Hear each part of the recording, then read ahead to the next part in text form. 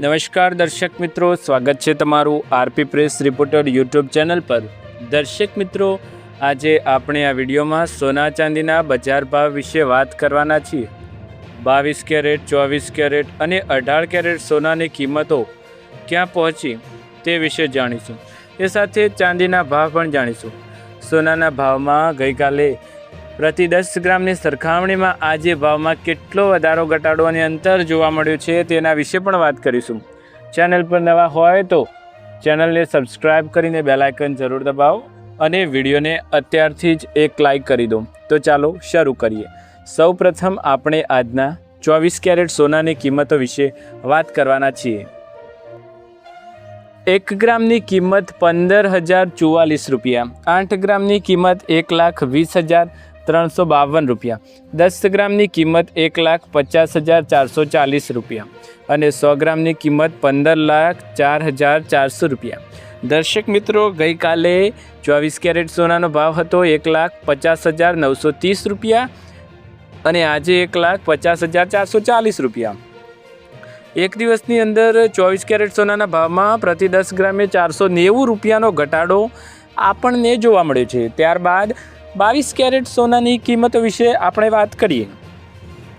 1 ગ્રામની કિંમત 13,790 રૂપિયા, 8 ગ્રામની કિંમત 1,10,320 રૂપિયા, 10 ગ્રામની કિંમત 1,37,900 રૂપિયા અને 100 ગ્રામની કિંમત 13,79,000 રૂપિયા। દર્શક મિત્રો, ગઈકાલે 22 કેરેટ સોનાનો ભાવ હતો 1,38,350 રૂપિયા અને આજે 1,37,900 રૂપિયા। એક દિવસની અંદર 22 કેરેટ સોનાના ભાવમાં પ્રતિ 10 ગ્રામે 450 રૂપિયાનો જંગી ઘટાડો આપણને જોવા મળ્યો છે। ત્યારબાદ વાત કરીશું 18 કેરેટ સોનાની કિંમતો વિશે। 18 કેરેટ સોનાના ભાવમાં શું થયું આવો જાણીએ। 1 ગ્રામની કિંમત 11,283 રૂપિયા, 8 ગ્રામની કિંમત 90,264 રૂપિયા, 10 ગ્રામની કિંમત 1,12,830 રૂપિયા અને 100 ગ્રામની કિંમત 11,28,300 રૂપિયા। દર્શક મિત્રો, ગઈકાલે ભાવ હતો 1,13,200 રૂપિયા અને આજે 1,12,830 રૂપિયા। એક દિવસની અંદર 18 કેરેટ સોનાના ભાવમાં પ્રતિ 10 ગ્રામે 370 રૂપિયાનો ઘટાડો આપણને જોવા મળે છે। ત્યારબાદ આપણે ચાંદીની કિંમતો વિશે વાત કરીશું। ચાંદીની કિંમતોમાં શું થયું આવો જાણીએ। 1 ગ્રામ ચાંદીની કિંમત 255 રૂપિયા, 8 ગ્રામની કિંમત 2,040 રૂપિયા, 10 ગ્રામની કિંમત 2,550 રૂપિયા, 100 ગ્રામની કિંમત 25,500 રૂપિયા અને 1 કિલોગ્રામની કિંમત 2,55,000 રૂપિયા। દર્શક મિત્રો, ગઈકાલે ચાંદીનો ભાવ હતો 2,60,000 રૂપિયા અને આજે 2,55,000 રૂપિયા। એક દિવસની અંદર ચાંદીના ભાવમાં પ્રતિ કિલોએ 5,000 રૂપિયાનો ઘટાડો આપણને જોવા મળે છે। ત્યારબાદ વાત કરીશું સોનું થયું છે સસ્તી, ચાંદીની ચમક પણ ફીકી પડી છે અને આવનાર સમયમાં કેવા રિસ્પોન્સ આપી શકે છે સોના ચાંદીના ભાવ આવો જાણીએ। ડોનાલ્ડ ટ્રમ્પે એક જાહેરાત કરતાં જ ધડામ કરતાં તૂટ્યા સોના ચાંદીના ભાવ। આગળની સ્થિતિ કેવી છે તે પણ જાણીએ। હકીકતમાં ઈરાન અને અમેરિકા વચ્ચે 2 મહિનાથી ચાલતા તણાવને સમાપ્ત કરવા માટે ઈરાને એક પ્રસ્તાવ આપ્યો હતો। બજારને આશા હતી કે આથી પરિસ્થિતિ સુધરશે અને તેલની સપ્લાય સામાન્ય થઈ જશે, પણ સ્ટોરીમાં મોટો વળાંક આવ્યો જ્યારે ડોનાલ્ડ ટ્રમ્પે મોટું એલાન કરી આ પ્રસ્તાવને નકારી દીધો। આ વાર્તા શરૂ થાય છે 28 એપ્રિલ 2026ની સવારથી, જ્યારે બજારમાં અચાનક હલચલ વધી ગઈ। ટ્રેડર્સની સ્ક્રીન પર એક પછી એક લાલ નિશાન દેખાવા લાગ્યા અને સૌથી વધુ ચોંકાવનારી ખબર આવી કે સોનાની કિંમતો ઘટી રહી છે। એ સોનું જે હંમેશા સુરક્ષિત રોકાણ માનવામાં આવે છે, જે દરેકને સંકટમાં ચમકે છે, એ જ આ વખતે દબાણમાં હતું। એમસીએક્સ પર સોનાની કિંમત લગભગ 2% ઘટીને 1,48,700 રૂપિયા સુધી પહોંચી ગઈ, જે માર્ચના અંત પછીનું સૌથી નીચું સ્તર છે। રોકાણકારોમાં આશ્ચર્યમાં હતા કારણ કે પરિસ્થિતિ તો સોનાના પક્ષમાં હતી। દુનિયામાં તણાવ હતો, મોંઘવારી વધવાની આશંકા હતી, તો પછી સોનું કેમ ઘટી રહ્યું છે? આ પ્રશ્નનો જવાબ છુપાયેલો છે ક્રૂડ ઓઇલમાં।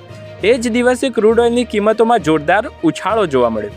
MCX પર ક્રૂડ લગભગ 6% વધીને 9,600ના પાર પહોંચી ગઈ, જ્યારે આંતરરાષ્ટ્રીય બજારમાં WTI ક્રૂડ $100 પ્રતિ બેરલ ઉપર ટ્રેડ થઈ રહ્યું છે.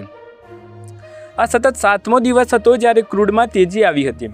આ તેજી પાછળનું સૌથી મોટું કારણ હતું સ્ટ્રેઇટ ઓફ હોર્મુઝને લઈને વધતી અનિશ્ચિતતા. આ દુનિયાનો સૌથી મહત્વપૂર્ણ તેલ સપ્લાય રૂટ છે અને અહીં કોઈપણ પ્રકારનો તણાવ આખી દુનિયામાં એનર્જી સપ્લાયને અસર કરી શકે છે.